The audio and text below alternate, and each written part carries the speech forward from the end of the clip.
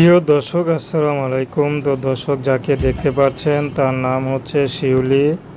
শিউলির বিয়ে হয়েছিল, একটি সন্তানও আছে। শিউলির সন্তানকে মাদ্রাসায় ভর্তি করিয়েছে, কিন্তু 2-3 মাস পর শিউলি তার সন্তানকে আর মাদ্রাসার বেতন দিতে পারছে না। কারণ শিউলির স্বামী নেই, কারণ স্বামী তাকে ফেলে দিয়ে চলে গেছে। পরে ডিভোর্স লেটার পাঠিয়ে দিয়েছে। আসলে শিউলি কখনো বুঝতেই পারেনি তার স্বামী কেন তাকে ছেড়ে চলে গেছে। তো পরে জানতে পারে যে তার স্বামী বিয়ে করেছে যখন ডিভোর্স লেটারটা হাতে পায়। তো শিউলির মনে হচ্ছে যে আসমান ভেঙে তার মাথায় পড়েছে।